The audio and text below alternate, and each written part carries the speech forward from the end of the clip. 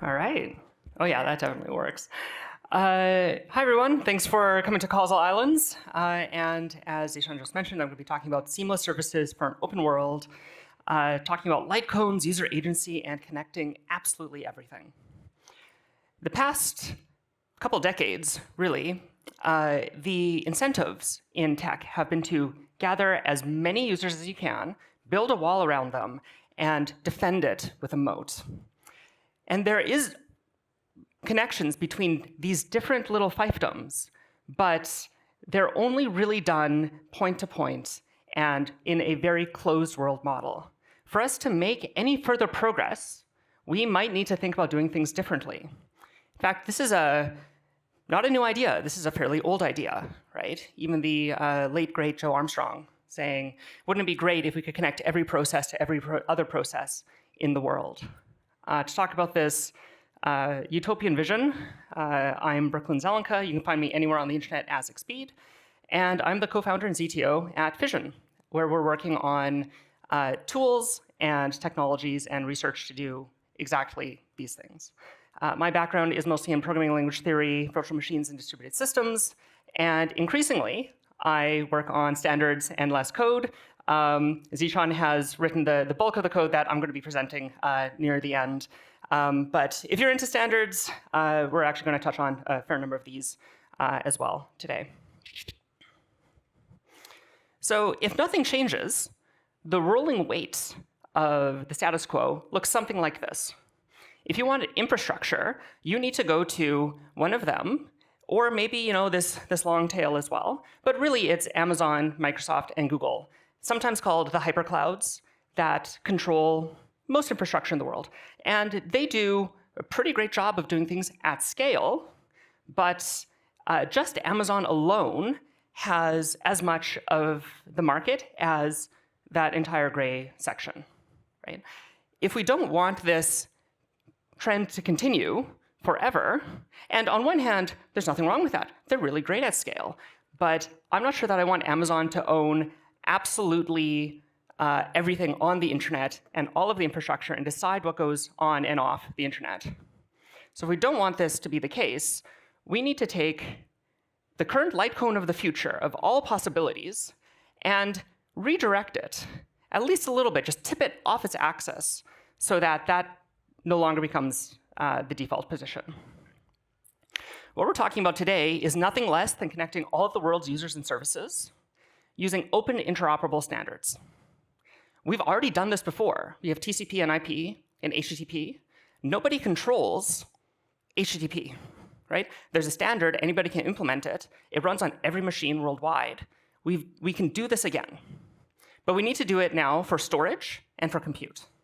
And anything that we come up with has to be substantially better than the status quo, right? It can't just be because it's decentralized or because it has user agency. People say that they care about these things, but then they also, Facebook has 2 billion users. It has to be better both at the level of the future that we want to see, but also to make it convenient enough for people to actually adopt. When we started looking at these problems, not quite 4 years ago, we knew that we always wanted to get to compute. And to do compute, you have to have data. And in order to do data in production, you need to have an auth system. You can't just throw data out into the world, especially when it's available absolutely everywhere. People often like to put auth above data, but it's actually more fundamental. It's not like someone put us on this path intentionally, right? This was all done with similar ideals to what we have today and what I'm presenting today. It was all these small, reasonable steps that got us into this painted back corner. A lot of the web was designed in the 90s. Back in those days, you had a beige box under your desk. It was relatively slow, and you had to dial into it and tie up your phone line. So, of course, you would rent a box somewhere else, and you'd put they would run a process in front of it with, more professional hardware, and you'd connect to it over the internet as you needed it. So maybe they're running a mail server for you. But you're not always connecting to it, so they can scale up and do multi-tenancy and have lots of people on the same machine, which means that they need to put access control so that we can't read each other's email inboxes, or we can't look at each other's photos, unless it's intentional. But of course, now the demand side has scaled up per provider, so the server also has to scale up too. So we do replication, we put load balancing in front of it, and we have this many-to-many system hidden behind this abstraction. And over time, that gets really difficult to work with, and we want to scale things automatically up and down, so we invent the cloud. 15 years ago, I worked as a Apple genius and was interacting with the public every day. And people would come in really terrified about the cloud. They didn't know where their stuff was anymore, right? This was a new scary abstraction that we now take for granted. And now we have these even scarier, newer abstractions like serverless, which is ironically more servers. And but at least it's finally breaking out of this same pattern of I, at least conceptually, have a computer running somewhere. At least now it's coming down to functions. And so this picture played out for many, many years. And fundamentally, we've been trying to keep the same picture going for a long time. We have this single source of truth, right? We have like the database, or where's the server? This has created front-end development, back-end development, DevOps as specialties that are deep, right? You want to learn Docker and Kubernetes and all of these parts. It is a multi-year endeavor. You can't just pick it up and go and start running. And we invented the LAMP stack in the late 90s to work in this beige box world, and we've been extending it since, right? We want to make the thing running in the cloud work like the thing that's running locally. And we've extended this metaphor for literally 20 years, 20 plus years actually at this point. We're taking this random walk through the solution space. And it's not like you get a zoomed out view like this. You're sort of in a dark room trying to find which way up. We're performing gradient descent on the future. We've hit a local maxima. I refuse to believe that what we currently have is the highest possible point in the design space. Just AI, zero-knowledge proofs, and fully homomorphic encryption have blown my mind in the past 5 years. Things I literally didn't think were possible. So there's no way that at the networking layer, we've hit the maximum possible solution. It's also possible to go deep, deep into a dystopia. We want to avoid that too. But even if we find the next hill, we don't know if that's the maximum one. So we need to go and explore a huge number of approaches, and we need to have technologies that let us explore all these approaches, that don't push us into a single funnel. So we want to find our way up here over time. Sometimes this means taking things like the LAMP stack or other tools and saying, well, what if we threw out the basic assumptions of it, took all those pieces and recombined them again, and see where else, with the new things that we've learned, we can create a new structure that's maybe more fits the ecological niche that we're in. Or another way of putting it, what if we burnt it down and rebuilt it?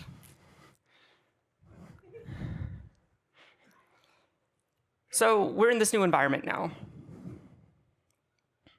We no longer dial directly computer to computer. The network supports that, but we don't do it. If I want to send a photo from Winnipeg to Saskatoon, I first cross a border and I go to US West and make this loop, which at the level of sending a photo, nobody's going to notice, right?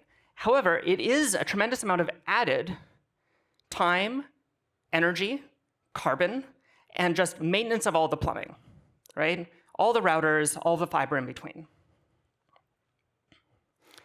As data starts to develop faster, and we start to have IoT and AI generating more and more data, right?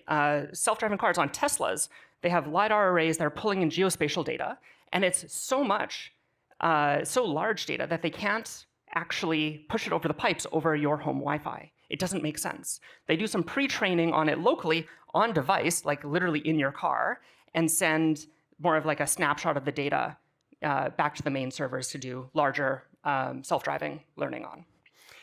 If we're producing data at this rate, we end up in the situation called data gravity, where the more data you have, the more you start pushing data or pushing jobs to that one place that produces more data, and you end up getting sucked into this black hole where the data can never move from there.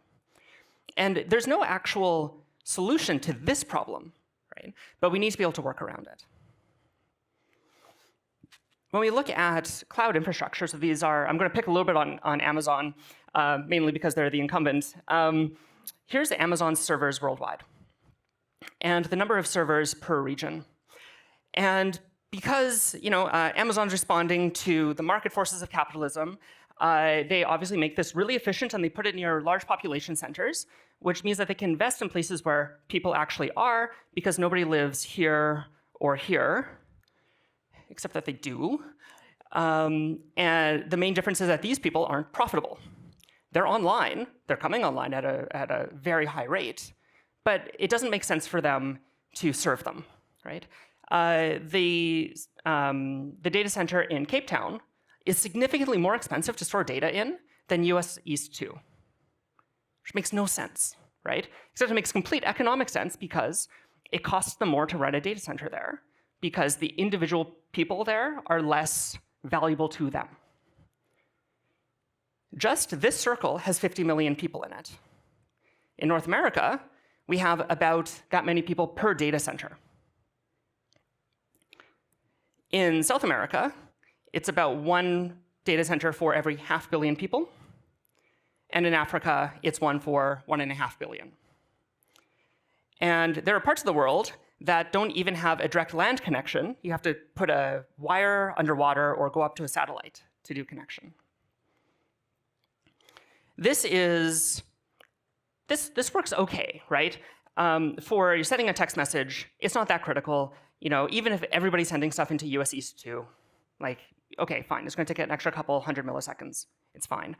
But increasingly, we have need for self-driving cars, IoT, geospatial data, and AI, et cetera, that need actually lower latency computing, right? Ericsson has set the line at 8 milliseconds for doing things like factory automation. 8 milliseconds with the speed of light is actually not that far, right? So here's 8 milliseconds in a vacuum. So this is the absolute physical ideal. Gets you not quite to Havana, gets you close, gets you off the coast of Florida. If you want to do that as a round trip, that gets you to about Halifax. And if we put that in ideal fiber, perfectly straight, no curvature, nothing, gets you about to Montreal. This means that as we produce this much data at these rates, increasingly, we get trapped in these causal islands. And yes, this is the slide where Boris named the conference for.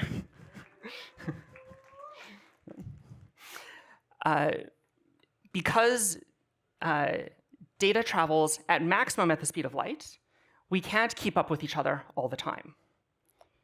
This is a light cone. We live at the present, which is the middle point there.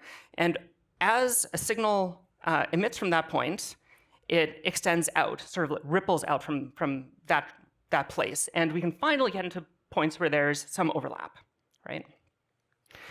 And often people at this stage say, oh, well, that's really great. I'll just put my data center between all the other data centers and have like a relay or some consistency check there. And this has been done.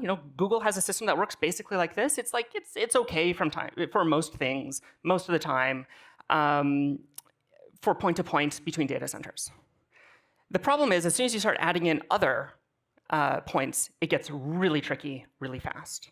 Because essentially, you have multiple light cones sitting next to each other. And if we only work in this tiny little triangle, then we end up in this case called causal subjectivity, which Quinn will talk about a fair bit tomorrow with the Rhizome database work she's been doing. This idea that a server has to live in a specific place doesn't respect physics. This isn't an ideological point. This is base physics. We can't keep up with the amount of data that we're producing. We need to move our data and our compute closer to where users are. And for things that are trapped in data gravity, so the data itself, we need to be able to move the compute to the data, not always downloading the data and computing on it in a data center. Beyond that, unlike the 90s, we have a very varied network, right? We have extremely powerful devices in our pockets that can do most computation that they couldn't do 20 years ago. We have cloud and now edge servers, things that are much closer to users, and things that are starting to be run by the commons, by everyone, by you and me, right? IPFS, BitTorrent. This means that I can start something from the browser, have it kick off a WebAssembly process that calls into an edge worker that goes over into IPFS and grabs some data and operates on it, right? It needs to move seamlessly between all of these different systems without having to go through the same auth server over and over again. In short, places are not a great way to organize computation. They're a way, they've worked pretty well for a while, but we've now grown beyond them. So how do we get back to our roots? How do we make the network good again? The good news is that this has all happened before, and I'm sure that it'll happen again. If you go back and look at the history of telecommunications, radio, telephone, we've ended up in a similar situation. And we've found solutions. And I'm sure that even with the things I'm talking about, we will find the difficult parts, the local maxima, that we need to then go and explore other places too. When the web was founded, it had these principles. So this is in the early 90s. Decentralization, I don't mean in the blockchain sense. I mean literally that the network is decentralized. The internet was designed to be resistant to nuclear attack, right? So you needed to have things spread all over the place, which also means you need lots of providers running things. Non-discrimination, you can run any service you want on top of this network. Bottom-up design, universality, and consensus. Consensus, again, meaning that we're just going to agree on the standards that we run. We almost ended up in a situation where there was a Microsoft internet and an Apple internet and an AOL internet. And that didn't happen, thankfully, because we adhere to these principles. And in fact, we've done a really good job with these through the bottom layers of the stack, so at the physical and the data layers of the stack, not so much at the application layer. So a lot of this work that we're talking about is taking this and extending it all the way, finishing that vision from the beginning of the web. There's this idea from Simon Wardley that inventions start relatively visible and novel and slightly broken, and over time become a utility and become more mature and become invisible again. And that the structural system says that most of the money for this is going to be down at the far end of utility, when we're doing things at high industrial scale, which entrenches that position of, well, we're going to keep things the way that they are as long as they are. We're going to run the LAMP stack forever. But when you get down into utility and it becomes invisible, it opens up new opportunities for new innovation. And so you have people trying things and experimenting and starting this next cycle repeatedly.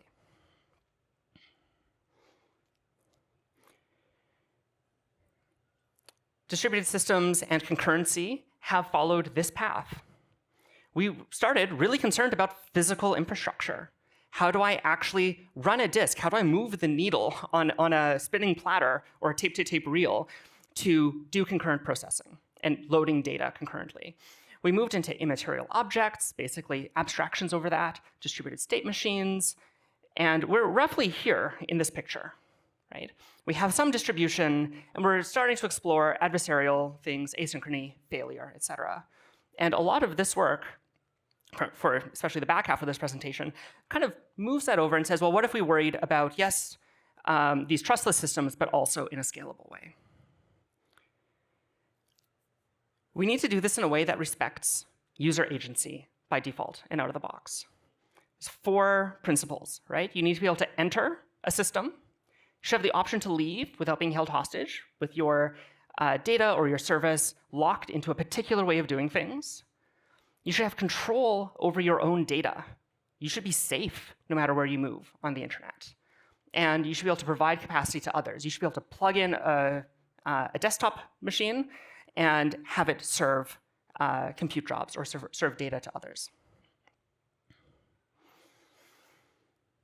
So finally, in the past few years, we're seeing signs of a way out. And this is both technological and social.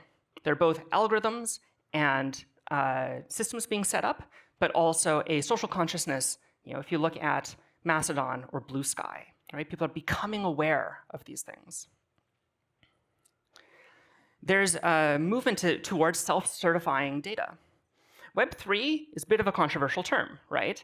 A lot of people think that is just about blockchains, but there's another group that has sort of big tent Web3. And honestly, I don't really care what the term we use for this. If we want to call it the self-certifying web, great. It's just a bit of a mouthful, where we have cryptographic user keys to say, I did this thing, I'm going to write back. And content addressing, so the ability in, say, Git to say, yep, this is the hash of the thing. I agree that this is what was actually committed into the repo.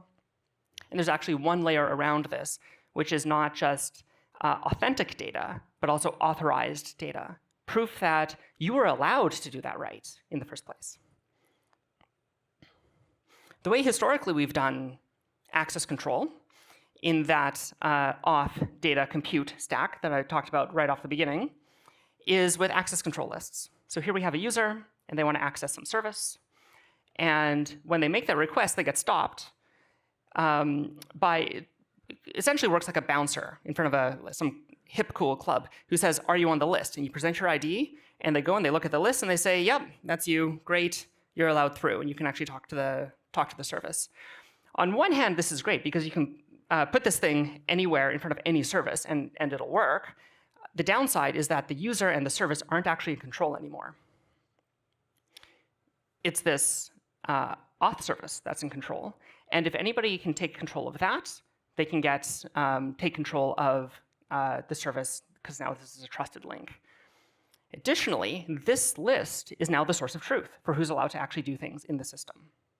So even if we wanted to interoperate with others, we wanted to have another service use this list, we either need to synchronize those or always make requests into this auth server continuously, which is in fact the situation where we found ourselves.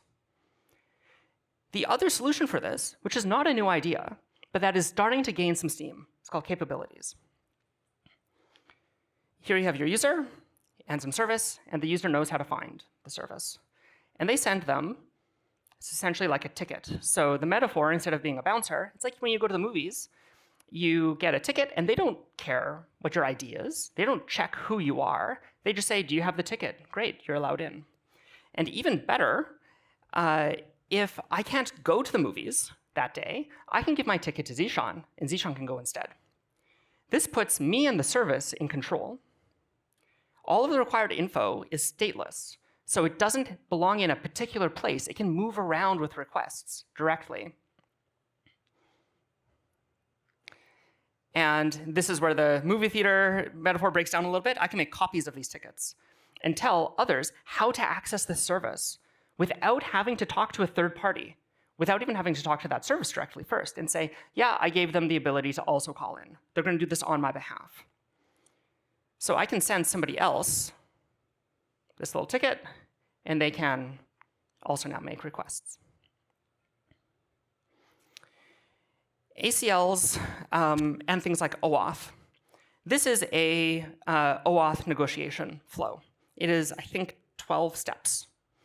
This first half is negotiating with the authorization server, so the yellow box, the user, application, and auth server saying, okay, user, do you really want to give this application access? Yes, and it goes back and forth a bunch of times. And anything could fail in the middle here. And then once that's done, the resource server, the place where you're actually trying to run some compute or get some data, has to still go back through this authorization server and say, the thing that I got from them, is this valid? Am I allowed to actually do this thing? We've got to go back and forth a bunch of times here again. It would be really great to not have this single point of failure in the middle, this place where we always have to connect out to and go and pay the latency for. And so with capabilities, things like UCAN, there's a bunch of these system now, it simplifies the picture greatly. Right? Here's that first half. It's literally the application asks the user, can I do the thing? Yes, great. And then later, it can use that token that I got from the user to go to the resource server and say, hey, look, I'm allowed to do the thing the user says so. It's a much simpler picture, even in our heads. So that's auth. That's the bottom layer. What about data? Historically, we've used physical addressing, location addressing, and this is never going away, right? This is base bottom truth, right? But we want to get away from it as much as possible. In fact, we've already done, nobody types in, when you go to your browser, 42.123.45.6 to get to some server, right? We've added domain names. You go to example.com and you load whatever's over there. And it's just a mapping of a friendly human readable name to an IP address. It's a mapping of a name to a server. But it's still fundamentally about the location where something is. If I load that page tomorrow, it could be different. And to scale that up on, say, a CDN is really difficult, right? We need to do all kinds of tricks to fake that we're actually at example.com. There's this newer idea called content addressing, where we say, here's some content, and here's its hash. I'm going to run it through a function and get a small digest that's unique to that content. And I don't care who has it. Just find it for me. And so if I hash some data, or you hash some data, or a third-party provider hashes that data, we get the same value. It doesn't matter anymore where it lives. This also helps for linking data together. So I can have some JSON that has a hash of its own, and it can link to other chunks of JSON, producing a nice, rich graph. And once I resolve that first link, which we can even put behind a domain name as well, I can follow paths inside of here, just as easily as we would with normal pathing. So these are the starts of some open services, at least for auth and at least for data, right? These are ways that we can actually connect systems together. These exist today. They're a little bit early. They're getting adoption. They're moving forward a little bit at a time, right? People have been using things like magnet links and BitTorrent to download their Linux ISOs for a while, right? But we need the same thing for compute. So compute, like data, should be ubiquitous. It should be everywhere. We shouldn't have to think about it. We should be able to depend on the idea of having compute around at all times and only go out to the network when we actually need something. Not as the default, because that's where the compute lives, but because I can't do something locally. My phone is way more powerful than my first laptop, right? I can do 99% of things on device. And when I do need to go out, it's because I need to use a GPU or some other resource that I don't have locally. This needs to be fully consistent between clients because I need to be able to move compute from here to there and have it be equal. And ideally, I would like it to be deterministic so that both runs are the same. So they're completely indistinguishable. In the same way that we had content addressing for data, I want input addressing for compute. And we need to replace the hard dependency that we have today on the hyperclouds with open protocols and nodes. That's not to say that they're going to go away. They've done great things at scale, but they should be able to participate, and we should level the playing field for everyone. Developers don't want to think about compute. We hear this over and over again. They say, well, I just want to write some code and just have it taken care of. And this is what serverless was sold as, but hasn't really panned out because you have to go to these specific proprietary APIs that are different based on the provider. And people are trying to abstract over them. And maybe if you write it like this, then you can run it on both Azure and Lambda. But you need to tweak it like this because sometimes it'll be on Azure. Like all of these things gets really difficult. With open standards, we can make this picture really easy. We have users and devices. We have service providers.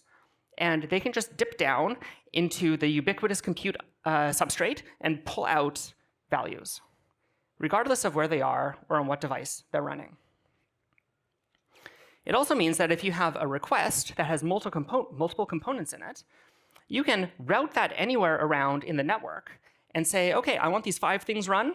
Cool, I'm going to send that out to some compute broker, and they're going to pass that along to who can actually run these tasks. And let that sift through the network until it can find the relevant service providers. What this enables in addition, when we're talking about the potential solution space, is truly disorderly programming, where it doesn't matter where you're going, right? We should make it so simple to think about compute that we can experiment with different ways of computing and different different kinds of services without having to say in advance, like, well, I want to register this kind of job.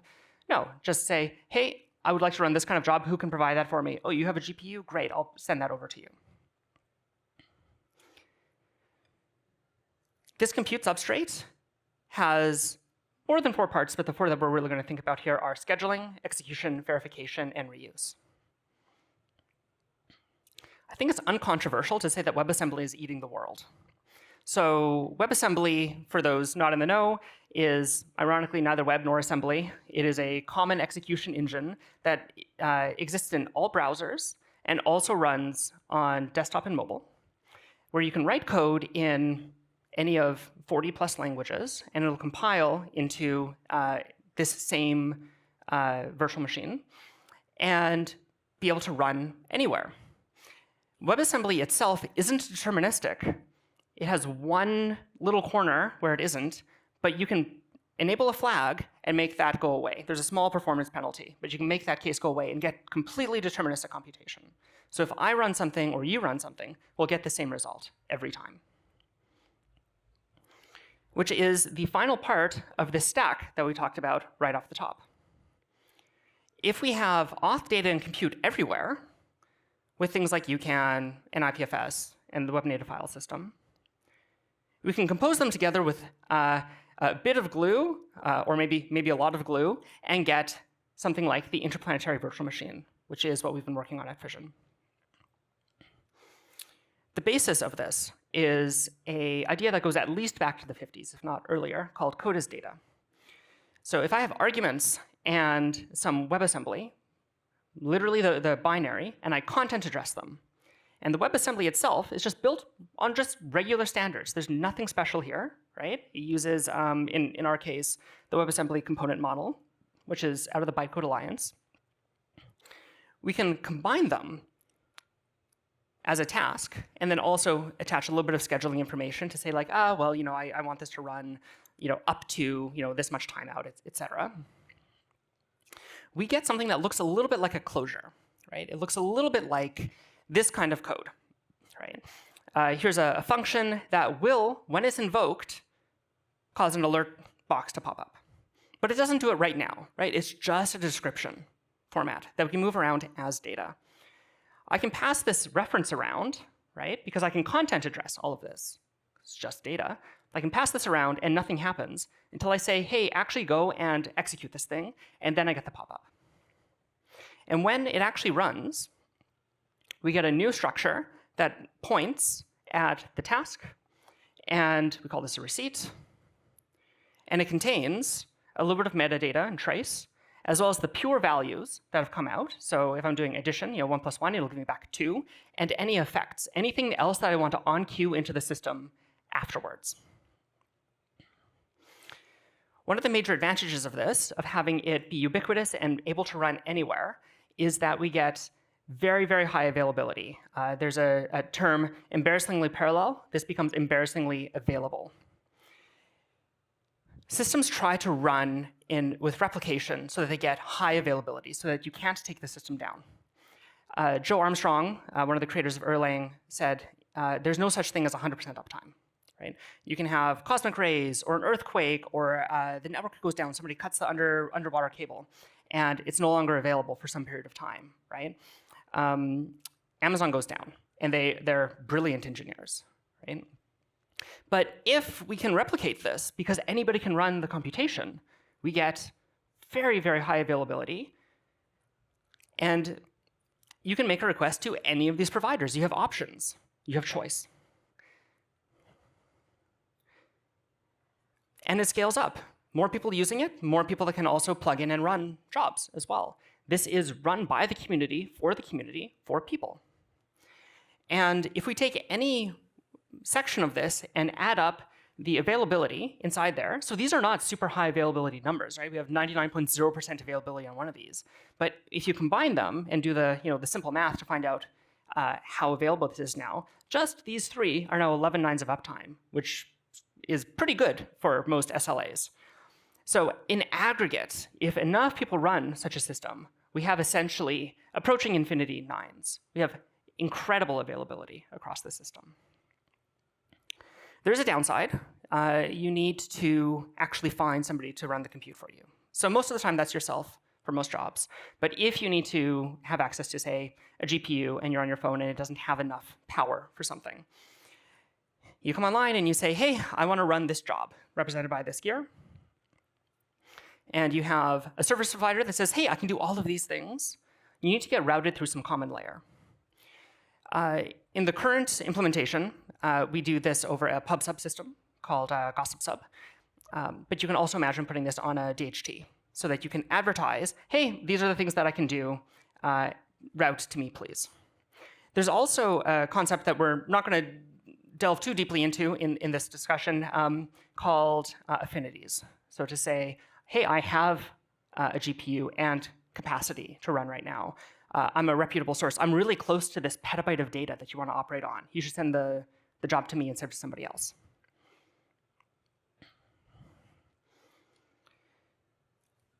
Instead of just sending individual jobs at a time, which is totally fine, but means that you're always waiting for a response back continuously, we do this thing called a distributed invocation with promises, sometimes called promise pipelining, that looks a little bit like data flow, right? Where we can take the output of one thing and before it finishes say, hey, when that's done, run this next thing as well. And we can send them together or we can send them over time. It doesn't really matter. And they can chain together into these graphs of computation that don't even necessarily have to come from the same user. They can come from multiple requests, multiple people reusing the same results. So we can take this graph and push it to a single machine, but we're not giving, there's nothing here about the location of where things run. We've taken that decision away from the programmer and said, what do you, at a high level, what kind of thing do you want to run?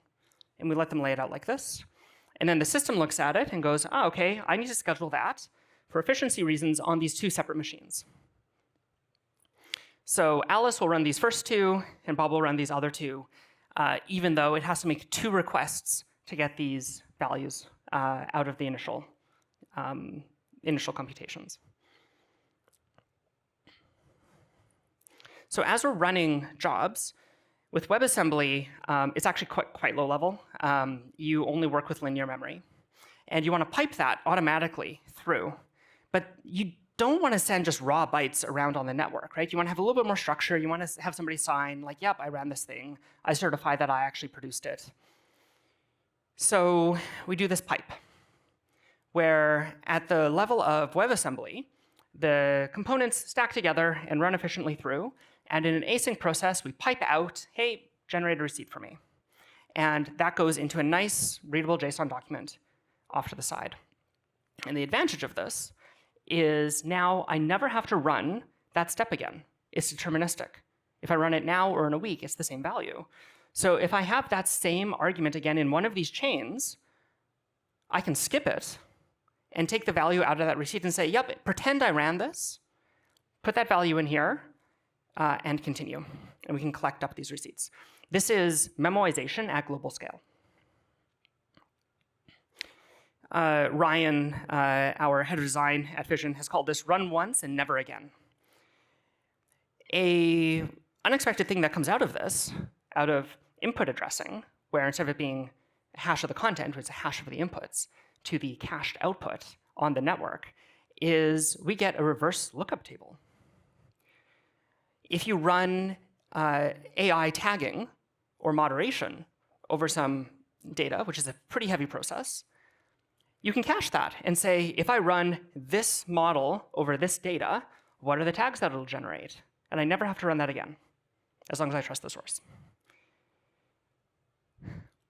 We can do all of the UCAN or capabilities signature checking as well. You know, they produce these chained certificates that cache really nicely.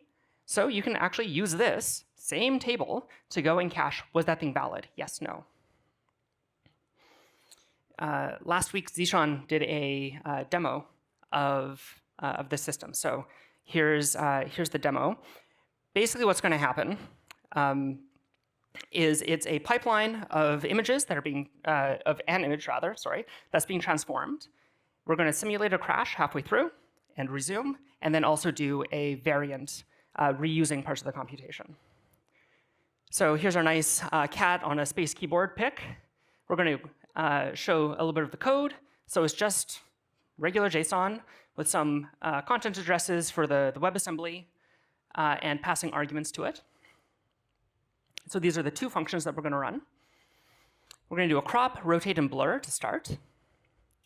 And this is sending it off. It's not running inside the browser. It's actually going out to a remote process. And it takes a little bit of time to run the crop and a little bit of time to run the rotate. And here's Zishan simulating a crash by exiting the server. And the blur will time out. Okay, so we're going to go back, start up the server again, and start it again. But we've already cached the first two, so we never have to run those again. And we get the blurred photo at the end. So great. And workflow 2 does the same, but it's going to grayscale at the end. We don't have to do all that work again. We can just pull them out of the cache and get a grayscale at the bottom. And so we can do this across providers. Today, it's just point-to-point. It's actually relatively early work. It's about 4 months, I guess, in, but actually making pretty good progress so far. The upshot of this is that we can think about parallelization and efficiency from a new angle. So obviously, as you add more machines, you want to get linear scaling. You want to have it be, 2 machines will be twice as fast, 10 machines will be 10 times as fast. And in practice, that's not what happens, right? You need a little bit of coordination, called Amdahl's law, where the jobs need to synchronize and they need to check in with each other. Hey, I'm waiting for this thing. It's not done yet. I'm going to sit idle, all of this stuff. So it actually kind of tapers off a little bit. And in practice, there's a tipping point where it becomes less efficient because the overhead is so high. So I'm not sure if any of you have been in a team where the team then scales up really, really high, and you have all of this overhead suddenly. You have to have all of these meetings. It feels like you're getting nothing done. Same thing happens to computers, right? You have incoherence, data contention, you're waiting for things, you have to coordinate, check that you have locks, etc. But because we have this memoization, we can actually do better than linear on popular content. So this isn't on everything. This isn't on the first run. You pay a penalty the first time it runs, but after that point, you can pull it out of the network. And this isn't a completely new idea, right? This is how BitTorrent works. You can say, hey, how many providers do you have? The more providers, the faster it'll download. Great. Usually this is the point where people say, okay, that's great, but I have to trust everybody. And that's a trade-off you can make. You can say, I'm going to go to this specific centralized cloud in this bottom right corner. This is called Juan's Triangle, named after Juan Benet, the founder of Protocol Labs, who do IPFS. So you can go and say, I know exactly where I need to send this process. I'm not going to handle any of the abstraction. I'm going to just send it over to that specific server and it'll be really fast. And I trust them, so I don't have to do any verification. But if you're going into this commons network, where you may not trust everybody, you have a slider, right? The first one that we're starting with is called optimistic verification. It's very easy to think about. You run some computation, at the end you get a receipt, but you run it on multiple machines. You scale that out to some scaling factor. It's entirely up to the user. And you then check, did you get the same thing? These are deterministic jobs. I should get the same thing back. If they don't, then you take the step that disagreed, and you run that one step on a often slower but trusted machine, and reduce the reputation or take some escrowed cache from that one service provider.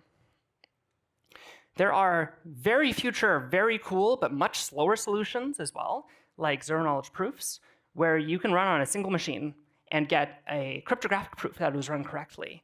That's getting faster. It's practical for some things today, but probably needs a few more years before it's really useful at massive scale. So let's talk more about safety.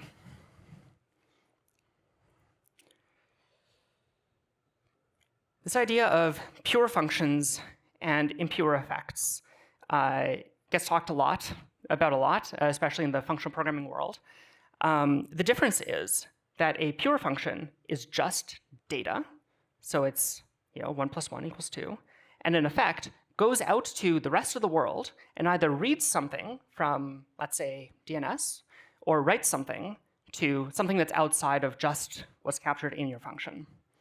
So I can take an input to output, and this is always deterministic, and this works really easily. But effects kind of stick off to the side, right? So I can do a read or a write. And there's a little bit more to it in our case because we're distributed. But fundamentally, these can exist at any point.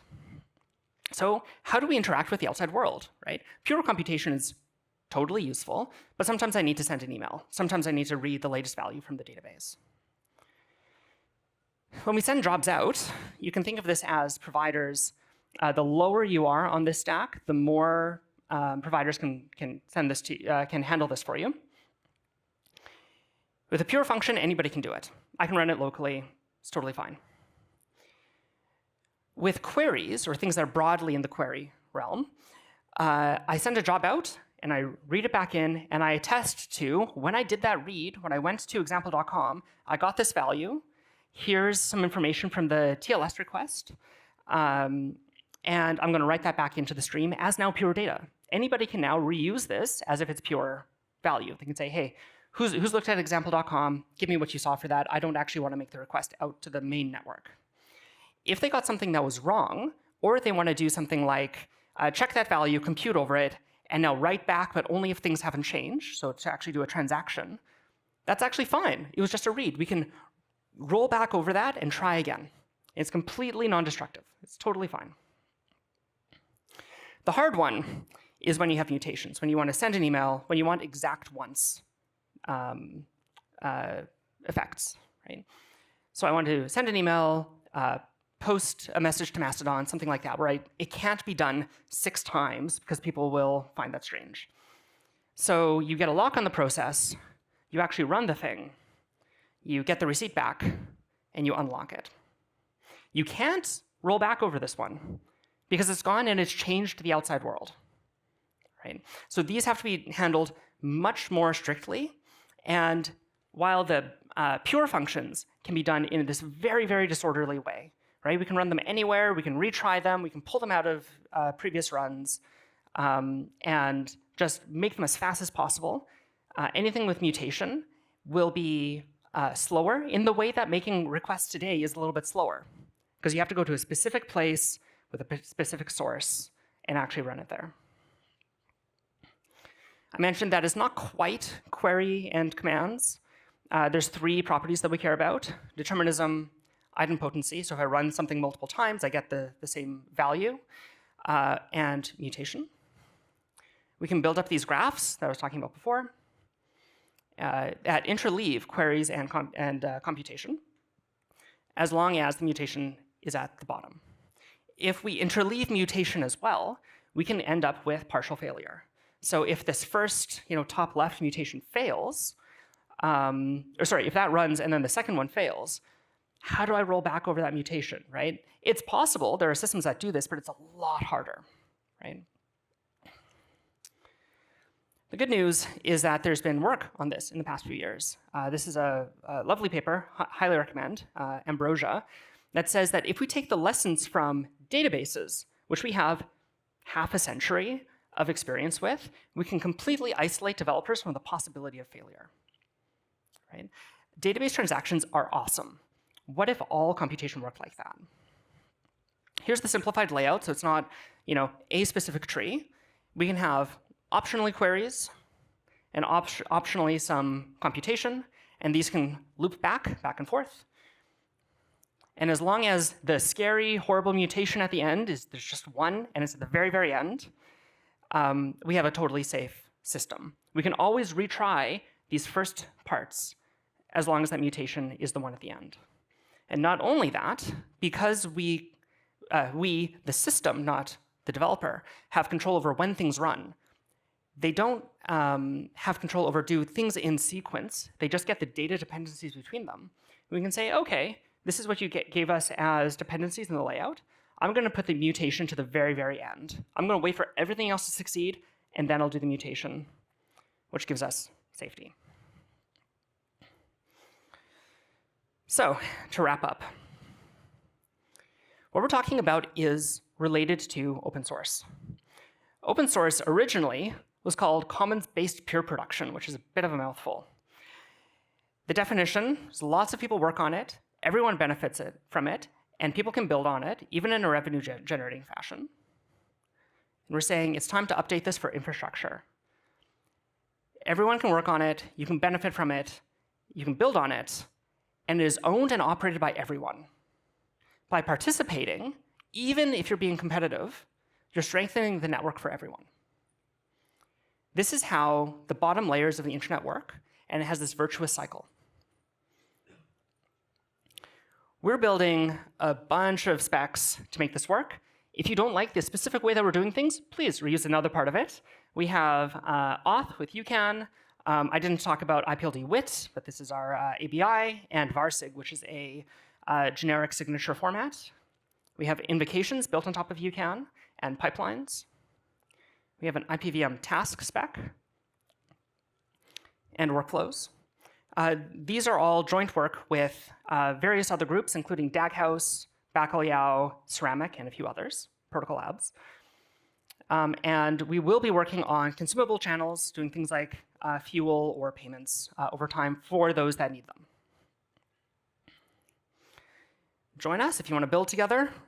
Here is the GitHub working group and our community calls right there. Thank you.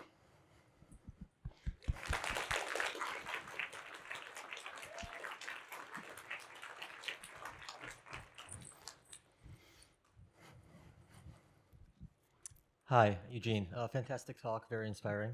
Thanks. I have a ton of questions, but I'll just keep it to one. Okay. What are the differences between the IPVM and the FVM, specifically when it comes to incentivization?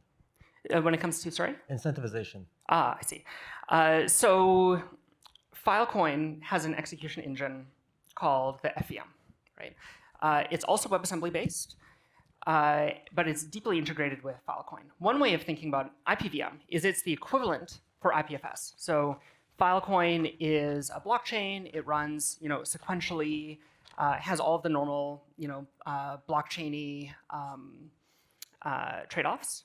IPFS is this open network that anyone can run, including for free, including completely locally for themselves. It doesn't require global consensus. And so the same thing for IPVM. It's the execution engine for IPFS and systems like it. There's no baked-in incentivization layer. We're leaving that open so that people can say, and this is part of the channels, to say, okay, I'm going to do this totally for free for anybody and be a volunteer, or I want you to pay me on a payment channel, and you can do both. Over here. Hi, Discordian. Perhaps a very similar question. What would you say are the key differences between IPVM and Bacalhau? Yeah, Bacalhau, so we work with them on this work. They are adopting these standards. So in some ways, they are an IPVM. They are much more focused on non-deterministic jobs like Docker containers and data science. We're much more interested in doing deterministic things everywhere, including in the browser, and making it this universal spot, universal place to do computation. But because we're adopting the same standards, we should be able to. We haven't actually done the integration yet. They're getting prepared for their own conference in a couple weeks, and so we'll do the integration after that. We'll be able to call into their system for Docker jobs, and they'll be able to call into us for deterministic compute. When can I start using this? So we have some very, very early code up. It works. I wouldn't put it in production yet. I don't know, Zishan, how fast do you think you can build it? Any day now. It's at the point where you can play around with it. The demo that I showed is real. You can actually click through that. There aren't people actually running this on the network yet. our hope is that by sort of end of year, we'll have something that people can just say, hey, I want this thing run, and it'll just go off and hit the network, and you'll get results back. Super cool talk. Really excited about the whole ecosystem. Just zeroing in on one little offhand comment that I was really interested in. What's the state of TLS notary and recording TLS sessions and then reusing those as proofs? Because that seems really significant. Or what are the constraints around that? Yeah. So this is there's a paper called Deco. It doesn't require the server to change at all. The client needs to run a second, or it needs to coordinate with a second party where they basically join their keys before they make the request, and then you have the second attestation that this from a third party that you got back what you claim you got back. The paper's great. Would recommend. I'm not aware of it being put into practice other than we're looking at this actually for a couple of our systems. Blaine on the Fission team is building a name system, thinking of it like a superset of DNS that also runs in this self-certifying way. That will also probably use something like Deco, but it also gives you this ability to, instead of just saying yeah, totally trust me, this is what I got from the server, you can also get secondary attestations that in that specific session, this is what happened. Other questions? Cool. Thank you, Brooklyn. Great, thank you.